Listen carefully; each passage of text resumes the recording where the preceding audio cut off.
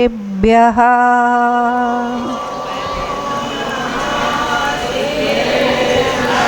ॐ नमः सिद्धेभ्यः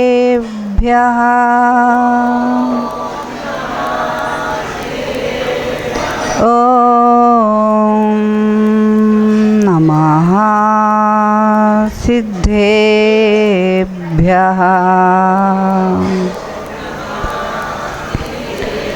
श्रीमत्परं गंभीर शाद्वदमोघलाञ्छनं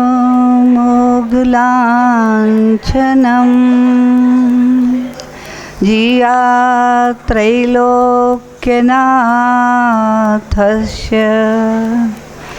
शासनं जिन शासनं शासनं जिन शासनं शासनं जिन शासनं नमो अरिहन्ताणं नमो सिद्धाणं नमो आयर्याणं नमो वज्रायाणं नमो लोये सवसाहुणं।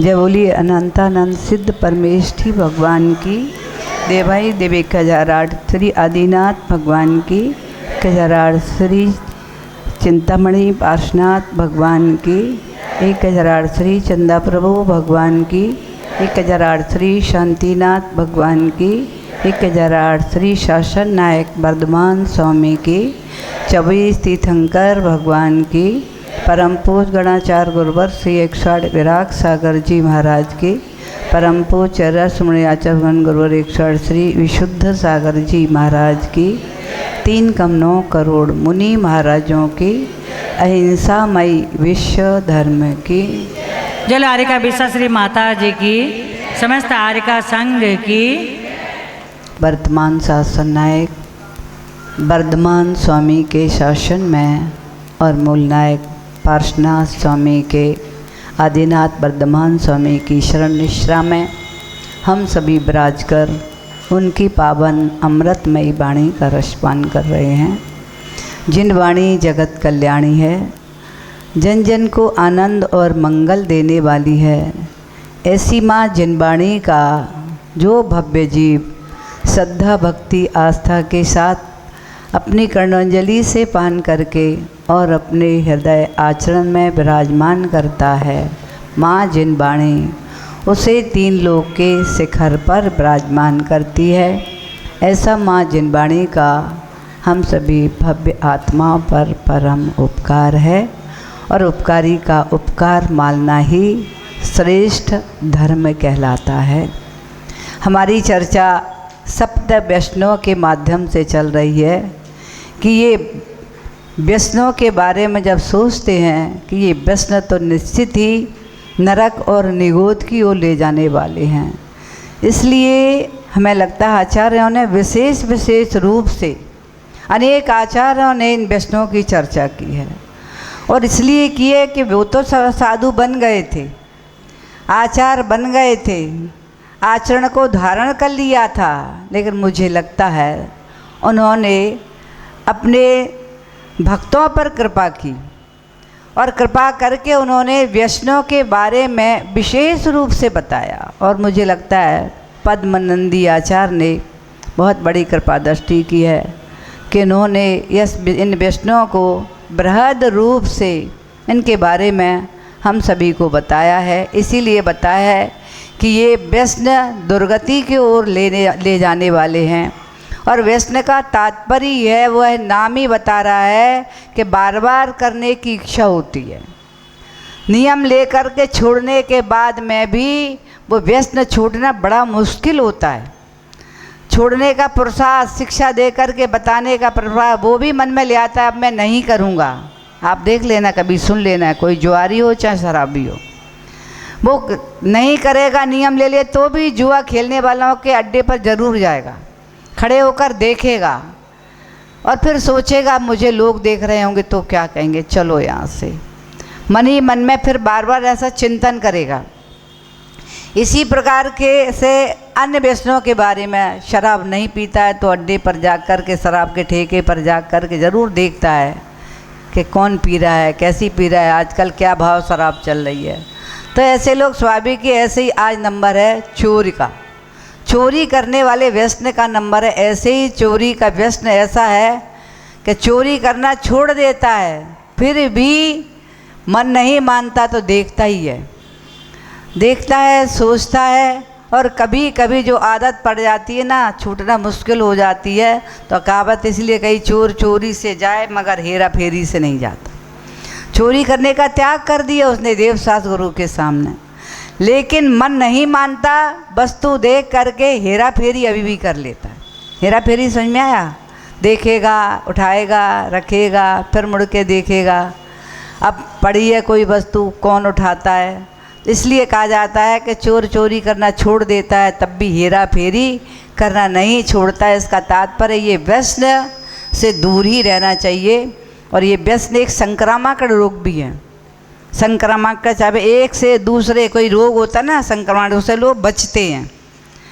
और बच कर के जो आया वो रोगी कोई श्वास वाला रोगी हो, अथवा कोरोना के समय कोरोना वाला कोई सामने दिखता था, पता चला बगल वाले घर में, तो बच कर के निकलता था, इसकी श्वास भी मुझे टच नहीं कर जाए।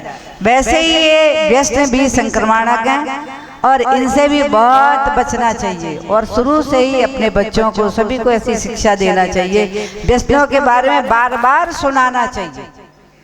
बार बार, अब तुम्हें जानकारी नहीं होगी तुम कैसे सुनाओ कि ये व्यसन क्या करते हैं, कैसा करते हैं, कहाँ कहाँ इनका तुम्हें तिरस्कार सहना पड़ेगा और इसके कारण दुर्गति में जाना पड़ेगा, अपमान सहन न करना पड़ेगा, नीची दृष्टि डालकर रहना पड़ेगी हर क्षण हर पल। जब आप निकलेंगे तो आप तो लोग तुम्ही को देखेंगे, वो कहेंगे यही शराबी है, यही चोर है, यही कबाड़ी है, यही फड़िया है, यही चुराने वाला। ऐसे करके बहुत तरह तरह की बातें कमेंट्स करते हैं लोग। क्यों करते हैं? क्योंकि वो आदत थी, आज छोड़ दी है फिर भी, लेकिन जब छोड़ के ही रहोगे, हेरा फेरी भी छोड़ दोगे, तब लोग तारीफ भी करेंगे कि ये व्यक्ति पहले ऐसा था लेकिन आज तो ये इंसान बन गया। और स्वाभाविक ही है, संस्कारों से ही शैतान बनता है, संस्कारों से ही इंसान बनता है और संस्कारों से ही भगवान बनता है। जैसे संस्कार मिलते हैं ना, वैसी ही उसकी आदतें कहो, व्यसन करो, उसके जीवन में आ जाते हैं। किसी को संस्कार दिया है देव दर्शन करने का, जिनवाणी श्रवण का, तो ऐसा संस्कार भी जब आ जाता है तो दौड़ता है वो। जहाँ पर जिनवाणी सुनने को मिलती है वो वहीं दौड़ता है। प्रातः काल, दोपहर में भी, शाम को भी, ऐसे लोग भी होते। हम लोग अभी बेलगछिया में थे, एक दो लोग ऐसे थे कि डेली आते थे, दोपहर में भी आते थे, शाम को भी आते थे, सुबह भी आते थे, दो वाणी सुनने के लिए मिल जाओ।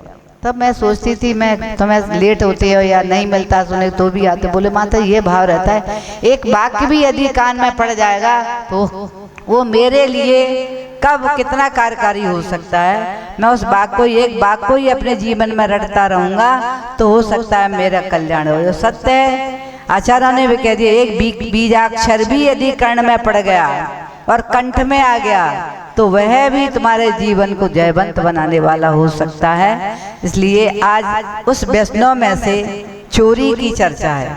चोरी भी एक व्यसन है, क्योंकि चोरी में क्या होता है?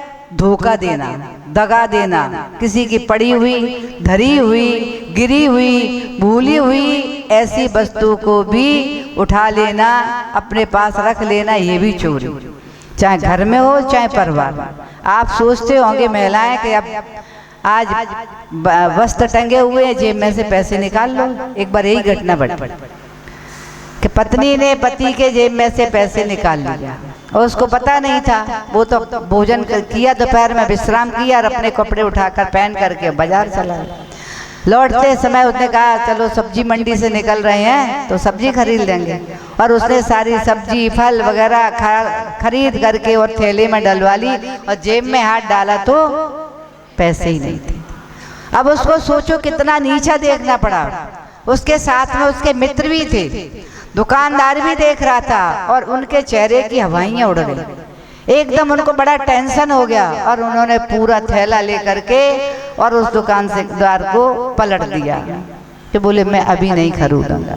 बोला क्या बात हुई, क्या परेशानी हुई, आप मुझे तो बताइए। उसने कुछ नहीं मैं बाद में ले जाऊंगा।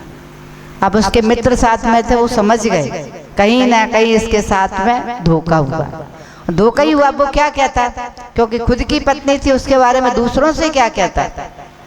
लेकिन टेंशन कितना हो गया, घर आकर के खाना पीना तो सब छोड़ो, उसे इतना टेंशन था कि उस टेंशन के कारण उसका बहुत ही ज़्यादा मित्र साथ में घर आ गए। अब उस समय भी कुछ नहीं कह पा रहा था, उनके लिए चाय नाश्ता भी कराना था। अब अपना मन कंट्रोल में करके कुछ कह रहा था, कुछ निकल रहा था, कुछ कह रहा था, कुछ निकल रहा था। मित्रों से चर्चा कर रहा था, कुछ कह रहा था, कुछ निकल रहा था। मित्र भी सोच रहे थे कि आज क्या हो गया भाई, तुम्हारे लिए क्या हुआ आज? कुछ नहीं हुआ, ऐसा तो कुछ हुआ ही नहीं। लेकिन समझ जैसे ही उनके मित्र गए और वे फिर स्वाभाविक है अपना सारा क्रोध कहाँ निकलेगा, पत्नी के ऊपर ही तो निकलेगा।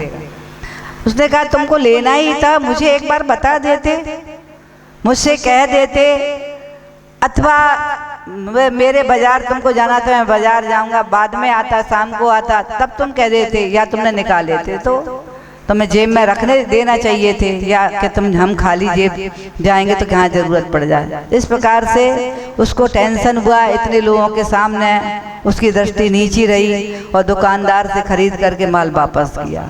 कितना बड़ा उसके जीवन में टेंशन आया। इसलिए तो किसी को कभी भी, चाहे आपके पति हो, चाहे पत्नी हो, चाहे पारिवारिक बच्चे वगैरह हो, मुझे लगता है चाहे मित्र हो, कोई भी कैसी भी वस्तु बिना पूछे हुए कभी भी बताए हुए नहीं लेना चाहिए। इसीलिए उसको चोरी कहा, बिना बताए। यहाँ तक कहती हम लोग संघ में भी कोई भी किसी की वस्तु, चाहे पुस्तक हो, चाहे पेन हो, चाहे डायरी हो, कुछ भी हो, मैंने क्या, अगर मैं रोज पढ़ते हैं तो सबको पता है कि बिना पूछे हम किसी की पेन नहीं उठाएंगे, बिना पूछे किसी की पुस्तक नहीं उठाएंगे। यहाँ तक लिखा है बिना पूछे किसी की डायरी उठाकर पढ़ना भी चोरी, मतलब ऐसे कृत्य भी नहीं करने। फिर धन की तो बहुत बड़ी बात है, क्योंकि हमारे आचार्य ने आगे में लिख दिया है कि धन तो 11वां प्राण है, यानी 10 प्राण है अपने सबके, तो 10 प्राणों से भी श्रेष्ठ और मानने वाले लोग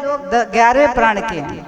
10 प्राण जाने की चिंता नहीं होती, 11वां प्राण अगर जाता है तो कभी कभी 10 प्राण उसके साथ ही चले जाते। ऐसा होता है, सुना होगा कि नहीं, जिसके यहाँ बड़ी चोरी हो गई या कुछ हो गया तो उसको इतना टेंशन होता है, अटैक आ जाता है, मरण को भी प्राप्त हो जाता है। कारण क्या हुआ है, एक प्राण के कारण 10 प्राण चले। इसलिए भी चोरी को व्यस्त में लिया है और चोरी को महापाप कहा। और कौन सी चोरी, सब कह दिया, धरी हुई किसी की धरोहर किसी ने रख दी कि आप ये हमारे पैसे संभाल के रखना, ये धन हमारा संभाल के रखना, ये स्वर्ण हमारा संभाल के रखना। धरी हुई, पड़ी हुई किसी की, गिरी हुई और भूली हुई किसी भी प्रकार की वस्तु है, उसको उठा लेना ये चोरी कहलाता है, चोरी ही कहलाएगा। इसलिए ऐसे कार्य किसी को नहीं करना चाहिए और समझदार लोग घर में भी नहीं करते, मजाक में भी नहीं करते, क्योंकि मजाक में भी चोरी तो हो ही गई। क्योंकि और चोरी, और जिसकी आदत चोरी करने की पड़ जाती है उसका तो फिर क्या नहीं, क्या वो छूटती नहीं है। एक व्यक्ति गरीब था और उसकी स्थिति गरीब का परिवार था, सब थे, तो वो कहीं भी जाता था थोड़ा सा कुछ जो मिलता था वो उठा ही ले आता, नहीं तो पैर के नीचे दबा करके और उठा करके जेब में डाल देता कुछ भी। अब धीरे धीरे वो व्यापार उसका चलने लगा, अच्छा तो अच्छा धनाढ्य, उसने अच्छी फैक्ट्री उसकी हो गई और अच्छा कमाने लगा, लेकिन उसकी आदत नहीं छूटी। आज भी जब वो कहीं जाता था तो कहीं ना कहीं कोई वस्तु मिली और पैर के नीचे दवाई धीरे से उठा ली, क्यों, क्या कारण था? अब तो कमी नहीं थी, लेकिन यही कहलाता है व्यसन। व्यसन माने जो बुरी आदत पड़ जाती है वो छूटती नहीं।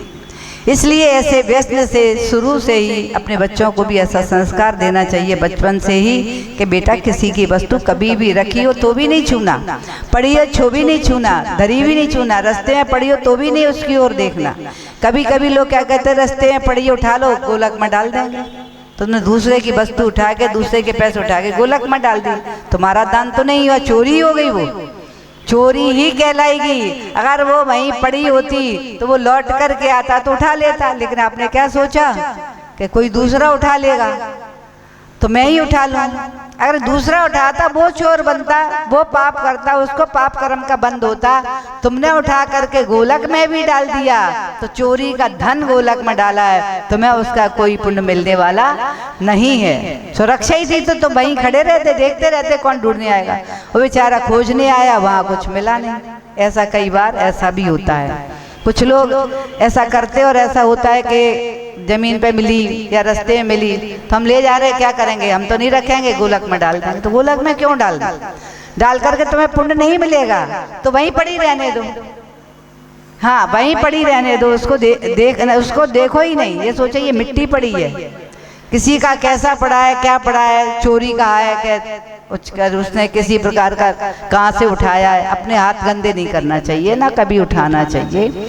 इस प्रकार की हमारे आचार्य भगवान ने कहा है, लिखा है बार बार कि ऐसा कार्य की ओर देखना ही नहीं चाहिए। लोग कभी कभी क्या, दिल्ली में एक चोर बाजार है, मालूम है सबको, वहाँ जाते हैं खरीदने के लिए, लेकिन वो चोर बाजार नाम ही उसका चोर बाजार है। तुम जा इसका बात करे, तुम चोरी करने जा रहे हो, क्योंकि चोरी की वस्तु खरीदना भी तो चोरी है, क्योंकि तुम्हें वो सस्ती मिल रही है। इसलिए तुम्हें चिंतन करना चाहिए, कितने लोगों का जो चोर हरण करके लाया, चोरी करके, बेचारा वो कैसा तड़प रहा होगा, कैसा तड़प रहा होगा, कितना दुखी हो रहा होगा। और तुमने तो चोरी वस्तु खरीद करके सोचा कि हमें सस्ता माल मिल गया। ऐसी वस्तु भी कभी नहीं खरीदना चाहिए। और चोरी तो अनेक प्रकार की होती है, भूमि की चोरी, मूर्ति की चोरी, पुरातत्व की चोरी। कभी कभी ऐसे होते हैं, भवन बनाते बनाते बनाते थोड़ी सी पड़ोसी की जगह को अपने जगह में ले लिया, ये भी चोरी। पुरातत्व को अपने कंट्रोल में ले लिया, हो रहा है ना ऐसा। मूर्तियों की चोरी, आप जाएंगे बहुत सारे ऐसे जनेता क्षेत्रों पर, वहाँ जिनेंद्र भगवान की मूर्तियों को कई रूप दे दिए। कहीं मीनाक्षी का रूप दे दिया, कहीं द्रौपदी का रूप दे दिया, कहीं जगन्नाथ का रूप दे दिया, कहीं अमरनाथ का रूप दे दिया, कहीं केदारनाथ का, अनेक अनेक तरह का। और अभी अभी अभी अभी शिवपुर में आपने सुना होगा, वहाँ पर भी दिगंबर मूर्ति थी, देखी कि नहीं, सबने दर्शन किया है कि नहीं। अंतरिक्ष पार्श्वनाथ मैंने तो अपनी आंखों से खूब देखा।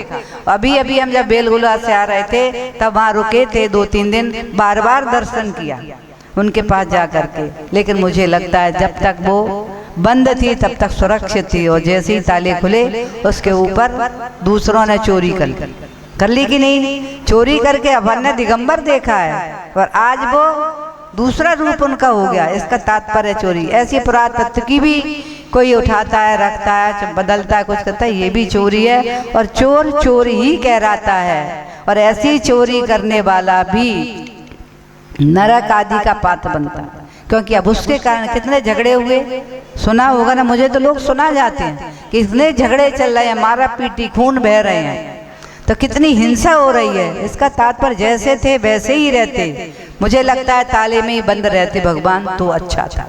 कभी कभी लगता है पुरातत्व में सुरक्षा हो रही तो ठीक है, रहने दो, उनको भी छुड़ाने का प्रयास नहीं करो, क्योंकि पुरातत्व में हमें दर्शन करने तो मिल रहे हैं। जो पुरातत्व में हमारी मूर्तियां हैं, मंदिर हैं जो पुरातत्व में, उन मंदिरों के हम दर्शन कर रहे हैं, सुरक्षा है वहाँ पर। और लेकिन हमने पुरातत्व से उनको हटा लिया, उठा लिया, तो उनकी चोरियां हो रही हैं, उनके रूप बदल रहे हैं। कितने सारे रूप बदल गए भगवान के, देखा है जहाँ जहाँ जा करके देखो, जितने जहाँ अतिशय हो रहा है, कहीं भी हो रहा है, वे सब दिगंबर मूर्तियां हैं, उन्हीं का अतिशय है। मैं कभी कभी चिंतन करती हूँ कि भगवान कैसे चले, लेकिन अब पंचम काल है, रक्षक देव भी रहते हैं नहीं। अब जब उनका ऐसा बनाया हुआ तो रक्षक देव भी छोड़ के चले जाते होंगे, और वे वहाँ पहुँच करके उनके दूसरे उन्होंने अपनी जो भक्ति कर करके करते हैं कि कभी कभी मिट्टी पत्थर में भी वो पूजा कर करके उसमें भी अतिशय प्रकट कर लेते हैं। और कैसे हो जाता है ये पता है आपको कि नहीं पता? हमारे आचार्य जी छोटे थे, छोटे से बचपन में बच्चे होते हैं ना छोटे 5, 6, 7 साल के, ऐसे ही वो भी क्या करते थे, देखते थे कहीं हवन जने तरह के हवन हो रहा है, हवन हो रहा है, तो एक चिकनी बटैया ला के उन्होंने अपनी अलमारी में रख ली, अलमारी में रख के, और अब वो क्या करते थे, अब धूप वगैरह कहाँ से लाए, तो उन्होंने कहीं से भी बुरादा मिल गया तो वो ले आए, मूंगफली के छिलके होते लाल लाल वो ले आए, मिला करके रख लिया, और उस बटैया के सामने डम्बोकार मंत्री आता तो डम्बोकार मंत्र पढ़ पढ़ के और अग्नि में होम करते रहते थे छोटे से। अच्छा सीखो स्वयं सुनाते थे कि मैंने ऐसे ऐसे भी कुदेवों को उत्पन्न किया छोटे में, बचपन में जानते हैं। और एक बात जब उनके घर वालों ने, परिवार वालों ने देखा होगा ये क्या करता रहता है, तो उन्होंने जब देखा अरे ये बटैया कहाँ से उठा लिया है, और बटैया को उठा के कचड़े पे फेंक दिया, और उनका जो वो लगा के रख लिया था कुंड वगैरह जलाने का वो भी हटा दिया। उसके बाद वे बीमार हो गए, छोटा सा बालक, और बीमार हो गया, तेज बुखार चढ़ गया, चेहरा लाल हो गया, दिखाया सबको। फिर उन्होंने झाड़ने फूंकने वालों से पूछा, उनके परिवार वालों ने, माता पिता ने, तब उन्होंने बताया कि तुम्हारा बेटा किसी की पूजा करता था। तो बोले नहीं, हाँ वो मैंने तब मैं बताया, उसकी माँ ने, मैंने देखा ये अलमारी में एक पत्थर रखे था चिकना, और कभी कभी उसके सामने मैंने इसको हाथ जोड़ करके और पूजा करते हुए देखा है। तब उन्होंने बताया कि इसने जो पत्थर की बटैया को, चिकना पत्थर होता है कहीं नदी किनारे अनारे में मिल जाते हैं, तो उसने उसको रख करके और वहीं उसने होम किया, और उस होम में भले ही नमोकार मंत्र पढ़ता रहा, लेकिन वहाँ पर कोई व्यंतर का वास हो, और व्यंतर का वास हो गया तो वो सुबह ही है वो प्रसन्न होने लगा कि हमारी भक्ति हो रही है, और जैसे ही आपने उसको फेंका उसकी सारी, तो वो कुपित हो गया व्यंतर, इस कारण से ये बीमार। तो ऐसा भी होता है कि इसलिए ना किसी की चोरी करना चाहिए, ना कहीं से उठाना चाहिए, अपने जो भगवान है उनको अपने लेकिन ये क्यों करते हैं? क्योंकि जब वो देखते हैं पुराने भगवान है, कैसे भगवान चले गए। आपने मदुरई में मीनाक्षी का मंदिर देखा होगा ना, देखा है, वहाँ कितना अच्छा है, कितनी भीड़ रहती है। मैं तो यही सोच रही थी, एक देवी छोटी सी और कितना यहाँ भीड़ है। तब मुझे बाद में चला कि हमारे दिगंबर मुनि भगवान है, हमारे तीर्थंकर हैं तिरुपति बालाजी के यहाँ। मैंने वहाँ भी जा कर के देखा, इतनी भीड़ रहती है, लाइन लगती है, टिकट लेना पड़ता है। और मैं देखा होगा आपने चढ़ौती कितनी चढ़ती है, सोना चांदी हीरे मोती, और नोटों का तो बड़े बड़े उन्होंने बड़े बड़े वो बना के रख दिए गोलक, कितने बड़े बड़े माँ भरते हो, चलनों से छानते हैं, अलग अलग छोटे बड़े नोट सिक्के वगैरह सब। किसका अच्छा है माँ? हमारे तीर्थंकर भगवान है। हमारे अमरनाथ जा वहाँ हमारे तीर्थंकर भगवान, यहाँ जगन्नाथपुरी जा वहाँ हमारे तीर्थंकर। ये कैसे? तीर्थंकर तो दिगंबर थे, ये वस्त्रधारी कैसे हो गए? ये चोरी कर, हाँ सब जगह। अभी अभी खिलाफ खुला है कि वो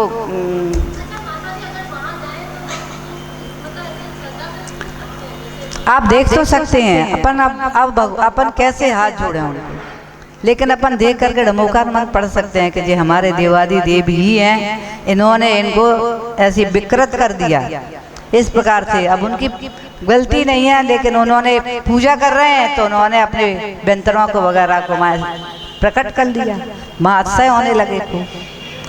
तो ये सारी चीजें जो सब जितना कर रहे हैं, जितना हो रहा, सब चोरी है, इसका फल तो मिलेगा ही।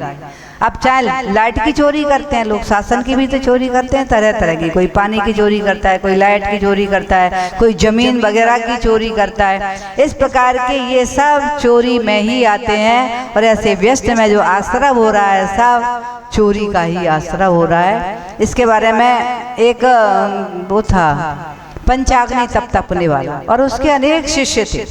दिन भर तो वो अपने मठ बना रखे थे नदी के किनारे, और मठों के बाड़े में एक बहुत बड़ा मठ बना रखा था, और वो सब क्या कर दिन में तो खूब पंचाग्नि तप करते थे, धूमियामी सब लगाते, खूब करते थे साधना। लोग देखते थे कितने साधक हैं, अग्नि तप रहे हैं, ऐसा तप कर रहे हैं, धूमि रमा रहे हैं, तो लोग खूब उनको देते भी थे। जब सब जनेतर वगैरह सब प्रकार के होते देते थे, उनकी पूजा भी करते थे, लेकिन वे क्या करते थे, रात्रि समय में अपने वस्त्रों को इनको सब छोड़ करके दूसरे वस्त्र, चोरों के वस्त्र पहन करके चोरी करने जाते थे और खूब चोरी करते थे। और चोरी करके उनके बड़े वो जो था उनका मठ, उसमें एक कूप था। कूप जानते हो क्या होता है? कुआं। और वो भी अंधकूप था। अंधकूप बहुत गहरा खोदा गया, उसमें थोड़ा बहुत पानी निकला, वो सूख गया, पानी आया ही नहीं, तो वो अंधकूप कहलाता है। और अंधेरा उसमें कूप था, तो बस जितनी चोरी करके लाते थे वे सब अंधकूप में डाल देते थे, रख देते थे सुरक्षित। और अपने प्रातःकाल हुआ, फिर वो पंचाग्नि तप करने तक लगे। तब एक बार राजा के रोज सूचना पहुंच रही थी कि यहाँ रोज चोरी हो रही, आज तक चोर नहीं पकड़ा जा रहा है। बार बार सूचना राजा के पास। इस बार राजा ने अपने कोतवाल को बुलाकर कहा, आदेश दिया कि चोरी नगर में प्रतिदिन हो रही है, मेरे पास सूचना आ रही है, तुम लोग ध्यान नहीं दे रहे। आज तुम लोगों के लिए चोरी खोजने का, चोर खोजने का ही, अगर चोर खोज करके नहीं लाओगे तब तक चैन से बैठोगे नहीं। अब बेचारा कोतवाल और अपने साथ में अन्य लोगों, पुलिस वगैरह को ले करके सब जगह खोज की, जगह जगह खोज रहे थे, लेकिन कहीं समझ में नहीं आया। एक भिखारी मिल गया, एक भिखारी मिला और कोतवाल से भिखारी से ही पूछने लगा। भिखारी ने उनके ही सामने झोली फैला दी, तो बोले, अरे तू पागल है क्या? मैं खुद ही चोर को खोज रहा हूँ, मेरे पास क्या रखा है और तू झोली फैला है? तो भिखारी बोले, अच्छा तुम चोर को खोज रहे हो? हाँ, मैं कब से परेशान हूँ, चोरी रोज नगर में चोरी हो। अच्छा, मैं तुम्हारा चोर बताऊँ? बोला, तुम बताओ। बोले, आज नहीं बताऊंगा, मैं तुम्हें कल बताऊं। ठीक है, कल बताना। वह भिखारी घूमते घामते वहीं पंचाग्नि जो तप हो रहा था वहीं पहुंच गया। पहुंच करके शाम का टाइम हो रहा था, सब बड़े मठ में जा करके चले जाते थे विश्राम के लिए वहां से। अब वो सब बड़े मठ में पहुंचे, ये भिखारी भी पहुंच गया। और भिखारी बोला, मैं अंधा हूँ, अंधा बन के गया। बोले, मैं अंधा हूँ, मुझे कुछ दिख नहीं रहा है, और इधर उधर चारों तरफ पानी तालाब फैला हुआ है, बारिश भी हुई है, मैं कैसे कहीं जाऊंगा? आप मुझे एक रात्रि ठहरने के लिए दे दो, क्योंकि मुझे दिखता नहीं है, मैं अंधा हूँ। और प्रातःकाल थोड़ा सूर्य का प्रकाश होगा तो मैं तो लोगों को दिखूंगा, कम से कम मैं वो नहीं देख पाएंगे। लाठी टेक टेक के धीरे धीरे मैं चला जाऊंगा। तब उन्होंने सोचा, अंधा है, क्या बिगाड़ेगा, एक कोने में बैठा रहेगा। ठीक है, उन्होंने अपने भंडारे के एक कोने में उसको स्थान दे दिया। वो एक कोने में अपना लाठी रख के और ऐसे बैठा रहा। अंधा तो था नहीं, वो चारों ओर देखता रहा यहाँ क्या क्या होता। जब उसने देखा, अरे ये तो अभी तप कर रहे थे दिन भर तो, और ये क्या किया इन्होंने, सारे वस्त्र उतार दिए, चोरों के वस्त्र पहन लिए और वस्त्र पहन करके सब निकल गए। अब तो जो उसमें अकेला ही रह गया, उठमठ में अकेला रह करके चारों ओर देखता रहा, क्या हो रहा, उठा नहीं, क्योंकि एक आध कहीं छुपाओ कहीं आ जाए, तो वहीं से देखता रहा। और इसके बाद वे 3 साढ़े 3 बजे वापस लौटे, सब अपने हाथ में पोटलियां लिए हुए, और पोटली लेकर के आए तो उन्होंने अंधकूप में अपनी अपनी पोटलियों को फेंक दिया, डाल दिया। इसने ये सारा दृश्य देख लिया। प्रातःकाल हुआ, सूर्य उदय हो रहा था, किरणें फैल रही थी। अब ये कहता है, भैया अब मुझे बाहर तक छोड़ दो, मैं अपनी लाठी टेक टेक करके, कम से कम लोग तो मुझे देखेंगे, सूर्य के प्रकाश में टक्कर से मैं बचूंगा, इसलिए अब आप मुझे छोड़ दो। और ये लाठी लेकर के धीरे धीरे धीरे धीरे निकल गया, और धीरे धीरे कहाँ पहुंचा, उसी कोतवाल के पास पहुंचा। स्थान बता दिया था, कोतवाल से कह दिया था सुबह मैं आपको बताऊंगा। कोतवाल के पास जब पहुंचता है, कोतवाल ने इसको पूछा, भाई क्या हुआ, कि मैंने आपकी चोरी पकड़ ली। बोले, कहाँ, कि मैं आपको बताए देता हूँ, आप जाना वहाँ पंचाग्नि तप रहे हैं, और उनका एक बड़ा मठ बना हुआ है, और उस बड़े मठ में जा करके आप देखना, एक अंधकूप है, उसमें जितनी ये चोरी करके लाते हैं पूरा माल उसी में पड़ा हुआ है। अब जब कोतवाल पहुंचता है अपने पूरे पुलिस वगैरह सबको ले करके, और वहाँ पहुंचता है, ये पंचाग्नि तक तप रहे थे, तो अब लोग तो फिर भी विश्वास नहीं कर रहे थे, वो भिखारी झूठ तो नहीं बोल लिया कहीं, लेकिन उसने बार बार कह दिया था, मैं जो कह रहा हूँ सच आंखों देखा हाल कह रहा हूँ, सुना हुआ नहीं।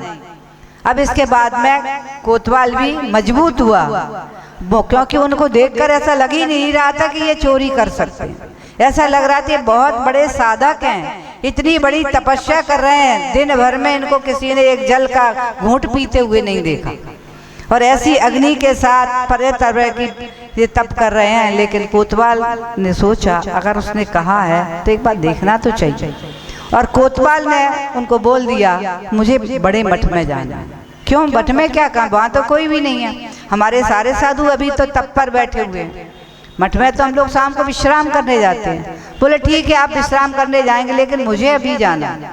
तो आपको क्यों जाना है? आप बेसब घबरा, जो तप कर रहे सब चेहरे देखने लगे, तपस्वियों को क्या हो गया, अगर जाना है तो जाने देते, लेकिन सब आकुल व्याकुल हो रहे थे। लेकिन कोतवाल ने कहा मुझे जाना है, आप अपनी तपस्या में लीन रहो। लेकिन तपस्या में लीन कैसे रहते, सारे हक्के बक्के हो गए, उनकी धड़कनें बढ़ गई, दृष्टि इधर उधर इधर उधर, अब क्या होता है अब क्या होता है, उनकी देख करके ही मन में आ गया कि सत्य कहा है उस भिखारी ने। और जब वहाँ देखा गया तो वहाँ अंधकूप भरा पड़ा था धन दौलत, नगरों में कहाँ कहाँ की चोरी करके। और स्वाभाविक है इस घटना से क्या और हुआ, चोर तो पकड़े ही गए, उन्हें जो दंड मिलेगा वो तो मिलेगा ही, लेकिन ऐसी साधु का रूप बना करके चोरी करने से इसमें किसकी बदनामी होती है? चोरों की नहीं, साधुओं की, साहूकारों की। यानी साधुओं को लोग उस दृष्टि से देखने लगेंगे। इसलिए हमारे आचार्यों ने भी ऐसा लिखा है, जो भेष में जो कार्य करना है करो, चोरी करना है चोर के भेष में ही करो, साधक के भेष में नहीं करो, नहीं तो डबल पाप लगेगा।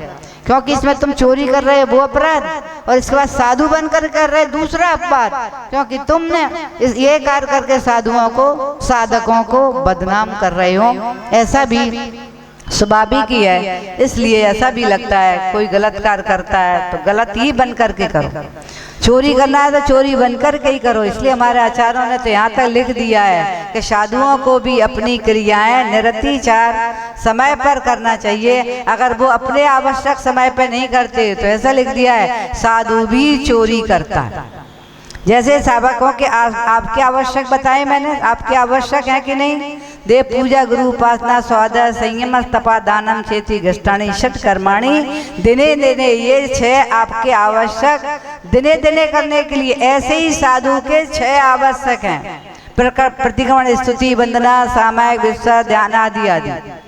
अगर वो अपने कार्यों को नहीं करता है तो आचार्य ने लिख दिया है कि वो अपने आवश्यकों की क्या कर रहा है? साधु चोरी कर रहा है। अगर आप अपने आवश्यक नहीं कर रहे तो आप भी चोरी कर रहे हैं, और ये चोरी का अपराध, चोरी का फल, ये पाप कर्म का आश्रय भी कराने वाला होगा। तो चोरी हमको सभी को शिक्षा दे रही है, श्रावकों को भी दे रही है, साधुओं को भी दे रही है, चोरों को भी दे रहे हैं कि तुम्हें चोरी करना है तो अपने भेष में करो, साधु को बदनाम नहीं करो। और सावक साधुओं भी कह रहे हैं तुम भले ही धन दौलत की चोरी नहीं कर रहे, लेकिन तुम अपने किसकी चोरी कर रहे हो? अपने धर्म की चोरी कर रहे हो। अष्टमूल गुणों का आपने धारण किया है, कौन देख रहा है? और उसमें वस्तु को त्यागी, वस्तु को फिर खा लिया चुपचाप। तो वो तो कितना कह दिया है, जो नियम का भंग तोड़ता है उसके लिए कह दिया महाभंगी। जो नियम को अपनी नियम लेकर के तोड़ देता है उसे कहते हैं ये महाभंगी कहलाता है। भंगी किसे कहते हैं? यहाँ तो नहीं कहते भंगी, किसी को जानते हो किसे कहते हैं? नहीं। हाँ, तो ऐसा लिखा है कि इसलिए अपने जो कर्तव्य हैं, आपके जो नियम है, साधुओं के जो नियम है, जो कर्तव्य हैं, सबको अपने अपने कर्तव्यों को निरतिचार करना चाहिए। अगर छुप करके नहीं करता, बीतते जा रही, छोड़ो आज नहीं करेंगे, आवश्यक आज मंदिर नहीं जा पा रहे, छोड़ दो, आज मंदिर जाना, पूजा नहीं कर पा रहे, हाथ जोड़ के चले जाओ। तो इस प्रकार से जो आवश्यक है और इनको ही कटौती जल्दी करते हैं। आज कहाँ शादी में जाना है, आज पूजा नहीं करेंगे, आज स्वाध्याय नहीं करेंगे, और सब किटी पार्टी नहीं छोड़ेंगे, मोबाइल पर चर्चा कर रहे उसको भी नहीं छोड़ेंगे। तो ये सारे क्रियाएं कर सकते हो, आवश्यक को छोड़ दिया, इसका तात्पर्य आपने अपने कर्तव्यों की चोरी कर दी, पाप कर्म का बंद करके उसे अपनी जेब में रख लिया। इसलिए इन सभी का ध्यान रखना चाहिए, ऐसी कार्य नहीं करना चाहिए जो हमें अपराधी बना दे। अपराधी बना दिया, ऐसे कार्य करने से साधु भी अपराधी बन रहा। और ऐसा लिख दिया है आचार्यों ने कि ऐसा साधु जो अपने आवश्यकों की चोरी कर रहा है, क्योंकि इसलिए लिखा है उन्होंने कि साधु के लिए व्यवस्था, आपने मुझे रहने के लिए भवन दिया कि नहीं दिया, और भवन के साथ साथ व्यवस्थाएं दी, सब प्रकार की लाइट भी जल रही है, तो सारी व्यवस्था उसमें दे दी, ठंडक की, गर्मी की, सब प्रकार की। और उसके बाद में साधना की भी व्यवस्था नहीं, जो आवश्यकता है वो भी आप साधु को देते हैं कि साधु को पेन की, शास्त्र की, पेंसिल की जरूरत है, माला की जरूरत है, जो जरूरत है वो भी पूरी करते हो। और उसके साथ साथ क्या और कराते हो, आहार चर्या कराते हो, इसलिए कि साधु आहार चर्या निरंतराय करेगा तो उसकी साधना निरंतराय होगी, निर्विकल्प साधना करेगा। कभी अस्वस्थ होता है तो औषधि भी देते हो कि औषधि से साधु स्वस्थ रहेगा तो अपनी साधना निरतिचार करेगा। इतना सब होने के बाद में भी साधु होकर के भी चोरी कर ली। आज समय नहीं करेंगे, बहुत थके हुए हैं, आज हम ऐसा आकार नहीं करेंगे, बहुत थके, बैठा नहीं जा रहा है, सो गए आराम से। तो ये क्या कर रहे हैं, साधु भी, चाहे हम हैं, चाहे हमारा संग हो, चाहे अन्य साधु हो, जो अपने आवश्यकों को नहीं करता है तो वह भी चोरी करता है, और चोरी का आसरा बंद करता है। ऐसा भी लिख दिया है, अपनी ऐसी साधना की जो चोरी करता है वो फिर क्या करता है, वो ऋण चुकाना पड़ता है। जो ऋण आपने मेरे ऊपर दिया है ना, वस्त्र दे रहे आप, आहार करा रहे आप, रहने की इतना बड़ा भवन दे दिया, किराए पे उठाते इस भवन को तो 50,000 रुपए महीने, तो कम से कम जबकि एक फ्लैट 15-15, 20-20 हजार में, और इतने बड़ा फ्लैट स्थान रहने का दिया तो उसका किराया कितना, तो वो सारा ऋण साधु पे चढ़ता है। और ऐसा लिख दिया आचार्यों ने कि साधु को भी तिरंज गति में जा करके बोझा ढो करके इसका ऋण चुकाना पड़ा। इसलिए भी साधु भी डरता है चोरी करने से, ये चोरी है, इसलिए आप भी ध्यान रखना, अपने आवश्यकों की चोरी नहीं करना। ये अपराधी, और इसका दंड कोई नहीं देगा आपको, लेकिन कौन देगा, कर्म देगा दंड। इसलिए और एक आगम के माध्यम से होता है कि चोरी करने में, झूठ बोलने में भी प्रसिद्ध हुआ है। ये घटना है बनारस नगरी की। बनारस नगरी में सिंह चंद नाम का राजा रहता था, शिव भूति नाम का एक पुरोहित रहता था, और उस पुरोहित प्रसिद्ध था। किसमें प्रसिद्ध था कि ये बिल्कुल सत्य बोलने वाला है, इसलिए सबने उसका नाम सत्य घोष रख दिया। और वह अपने गले में अपने वो जनेऊ पहनते ना, उसमें एक छुरी बांध के रखता था कि मैं जिस दिन झूठ बोलूंगा उस दिन ही मैं अपनी जिब्बा को काट दूंगा। तो अब क्या होता था, नगर के लोग रहते हैं ना, चोरी के डर से उसके हमारा धन सुरक्षित रहेगा तो उसके यहाँ धरोहर के रूप में रख देते थे। एक वाकई धनकुमार नाम के सेठ थे उसी नगर में, उनको व्यापार करने जाना था बाहर, तो उन्होंने अपना सारा धन किसके यहाँ रख दिया, उन्हीं के रख दिया, शिव भूति पुरोहित के। और ये कह दिया मैं व्यापार के लिए जा रहा हूँ, और व्यापार के वापस तो उसमें उन्होंने कॉस्टली 6 रत्न हीरे सुंदर सुंदर उनके यहाँ धरोहर में रख दी। और व्यापार करने गए, जब व्यापार करके महीने में 2 महीने वापस लौटे, बहुत सारा व्यापार कर धन लेके समुद्री यात्रा से आ रहे थे, तो समुद्र में एकदम तूफान आया और जहाज पलटा। तो ये तो एक लकड़ी के सहारे से और उससे पार हो गए, किनारा कहीं लग गया, लेकिन वो जहाज में सारा उनका जो धन कमार करके लाते सारा समुद्र में ही डूब गया।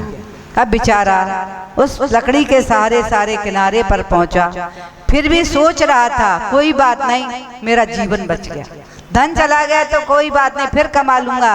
अभी मेरे 6 कीमती रत्न तो किसके यहाँ रखे हैं, शिव भूति के रखे हुए हैं, पुरोहित के रखे हैं, उनसे मैं दोबारा अपना व्यापार प्रारंभ करूँ। और जे हारा थका जब वहाँ पहुँचता है और उनसे कहता है कि हमारे रत्न दे दो, वो एकदम चिल्लाने लगता है, रत्न? कौन सा रत्न? मेरे यहाँ तेरे रत्न कहाँ से आए? क्योंकि पहले धरोहर रखते थे, कोई लिखा पढ़ी नहीं होती थी, रख दिया केवल विश्वास पर। और उसने कैसे भी इसने बहुत किया, उसे धक्का मार के भगा दिया। अब इसके बाद में लोग ये रटने लगा रास्ते में, गली गली में, कि शिव भूति चोर है, शिव भूति चोर है, इसने मेरे रत्नों को चुरा लिया। अब लोग कहते थे वो तो सत्य साहूकार है, सत्य घोष के नाम से प्रसिद्ध है, वो चोरी कैसे करेगा, ये झूठा पागल। सब ने इसको पागल घोषित कर दिया। बेचारा धन्य कुमार जिसका नाम था, धन मतलब था, सेठ था, और साथ धन, वो दर भी चला गया, अब कुछ बचा ही नहीं। तो बेचारा टेंशन के कारण पागल हो। अब वो यही बार बार कहने लगे। फिर कहीं चाँद के कहाँ पहुंचता था, महल के पीछे एक बड़ा वृक्ष था, बट वृक्ष। उठ बट वृक्ष के ऊपर बैठ करके बार बार एक ही बात कहता था, मेरे 6 रत्न और सत्य घोष ने ले लिए, मेरे 6 रत्न सत्य घोष ने ले लिए, मेरे 6 रत्न सत्य घोष ने चुरा लिए। अब जब चर्चा ये गली गली में पहुंची, राजा के पास भी आई, राजा और रानी के बीच में चर्चा हुई। तो राजा ने कहा वो पागल है, वो तो पागल है, वो झूठ बोल रहा है, सत्य घोष ऐसा काम कर ही नहीं पड़ता। रानी ने बार बार कान से सुनती थी कि जैसे ही संध्या काल हुआ और वह व्यक्ति पेड़ पर से गाना जैसा गाता था, मेरे कीमती को रत्न मेरे और मेरे सत्य घोष जिसे कहते हैं उसने चुरा लिया। तो रानी बोली राजा साहब से, मुझे तो उसकी आवाज में करुणा आती है, बेचारा रो रो करके पुकार रहा है, अगर झूठा ही तो रोज रोज एक ही बात क्यों कहता है, दूसरी बात कहता है, कभी तीसरी बात कहता है, उसी का नाम। तो रानी बोली मुझे तो इसका निर्णय करना है। तो राजा ने रानी को ही सौंप दिया, अच्छा इसका निर्णय तू ही कर।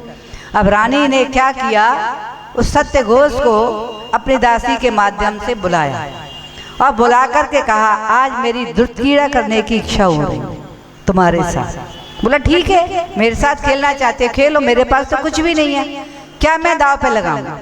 तो उसने कहा ठीक है, जो है वो ही लगा लें। लेकिन हुआ क्या, खेला जैसे ही रानी जीत गई तो उसने क्या, अपनी छुरी निकाल करके रानी को दे दी, वो छुरी अपने कब्जे में ली। इसके बाद में फिर खेली तो फिर वो हार गया, तो फिर उसने अपनी मुद्रिका निकाल कर रानी को दे दी। इस बार फिर खेली रानी तो उसने जनेऊ उतार कर रानी को दे दी। अब उसके बाद में कुछ बचा ही नहीं। तो रानी बोली ठहरो अभी तुम्हारी व्यवस्था मैं करती हूँ, तुम कह रहे कुछ बचा नहीं, मैं तुम्हारी व्यवस्था करती हूँ, अभी और खेलेंगे। तो रानी ने क्या किया, अपनी दासी को उसकी तीनों वस्तुएं दे दी, छुरी भी दे दी, जनेऊ भी दे दिया और मुद्रिका दे दी, और उससे कहा तू इसके घर जा और इसकी पत्नी से कहना कि तुम्हारा पति बंदी हो रहा है, हार गया है, ये सारी चीजें उसने भेजी हैं कि जिससे तुम उनको धरोहर में वो रत्न दे दो। तो फिर रत्न उनकी पत्नी ने कहा वो रत्न दे दो, बंदी हो गया। तो पत्नी ने भयभीत होकर के वे 6 रत्न जो रखे थे वही दे दिए। जब वो रत्न लेकर के आया, रानी के पास रत्न पहुंचे, तो रानी भी समझदार थी, उसने अपने बहुत सारे रत्नों में उन 6 रत्नों को डाल दिया और इसके बाद में उसको बुलाया। लोग पागल कह रहे थे तो उन्होंने कह के बुलाया, वो पागल है ना, ये वृक्ष पर रोज रात को बैठ करके गाना गाता है, उसको बुला के लिया। उसको बुलाया, वो आया, उसने कहा क्या हो गया तुझे क्या चाहिए? मुझे कुछ नहीं चाहिए, मुझे मेरे रत्न चाहिए। तो रानी ने अपने बहुत सारे रत्नों को बिखेर दिया थाल में और बोलो इसमें से तुझे कौन से रत्न चाहिए? बोले मुझे किसी का रत्न चाहिए, मुझे अपना चाहिए। तो इसमें क्या तेरा रत्न है? हाँ है मेरा रत्न। कहाँ है, कौन सा रत्न है? तो उसने गिन करके इतने सारे हजारों रत्न में से अपने 6 रत्न ही उठाए। रानी ने जैसे ही देखा इसने 6 ही रत्न उठाए, 7वां नहीं उठाया और 5 भी नहीं उठाए। और उसने कहा रानी साहिबा ये रत्न मेरे हैं, आप मुझे यही रत्न दे दो। रानी ने कहा ठीक है मैं अभी ये रत्न देती हूँ। और रानी जाकर के अपना पूरा ये दरबार जो लगाया था और पूरा राजा के दरबार में पहुंच गई। वहाँ रानी ने इसको भी खड़ा किया और उसके साथ खेलने वाला कौन था? शिव भूति पुरोहित भी था, उसको भी खड़ा किया और उसके सामने फिर कहा रानी ये रत्न इसके। तब उसने सारी चीजें रानी ने जो जीता दूध खेल करके सारी बताई। तब राजा को क्रोध भड़का, कितना बड़ा धोखेबाज है ये, सत्य घोष बन करके जी रहा है और इसने इसको ही धोखा दे गई, इसकी चोरी कर ली। तो राजा को क्रोध आया, राजा ने इसको राजदंड दे दिया और राजदंड में 3 दंड दिए। एक दंड तो दिया इसको, एक परात भर के थाल भर करके गोबर रख दिया कि ये गोबर तुझे खाना पड़ेगा, अगर तू खा लेगा तो मैं तुझे छोड़ दूंगा। उसने जैसे ही गोबर खाने का प्रयास किया, जाएगा मुंह में क्या, उल्टी आने लगी, नहीं खा पाऊंगा। फिर राजा ने कहा 2 और रह गए हैं अभी दंड।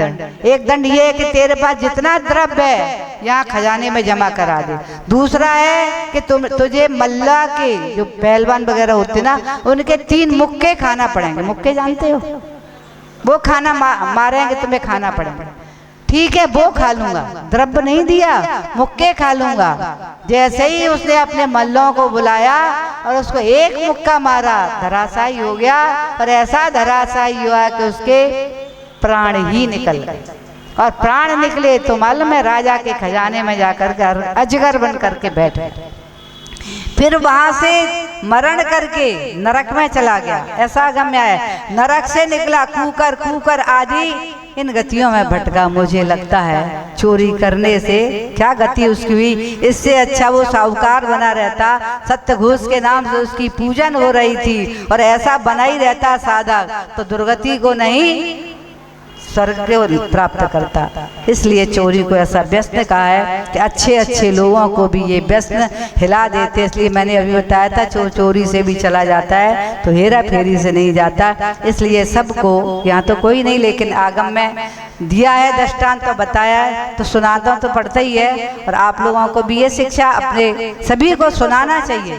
ये कथाएं इसलिए दी है हमारे आगम में पौराणिक कि इनको सुनाना चाहिए, जिससे छोटे से ही ऐसा संस्कार आए कि ये चोरी अपराध है, इससे ऐसा दंड मिलता है और इसकी दुर्गति प्राप्त होती है, इतने सारे भव नाश होते हैं। इस प्रकार से आज का हमारा जो चर्चा थी चोरी के व्यसन की, ये भी एक बहुत बड़ा व्यसन है, नरक निगोद अथवा दुर्गति में ले जाने वाला है। इसलिए हमें हर व्यसनों के बारे में चिंतन करना चाहिए, सभी को ऐसी शिक्षा प्राप्त करके दूसरों को भी बताना चाहिए। क्योंकि हम अगर धर्म धारण करते हैं, धर्मात्मा वही सच्चा है कि अपने सभी परिवार रिश्तेदार समाज में भी ऐसी धर्म की चर्चा करके सबको धर्मात्मा के मार्ग पर बढ़ाना चाहिए। ऐसी भावना के साथ जय बोलिए महावीर भगवान की।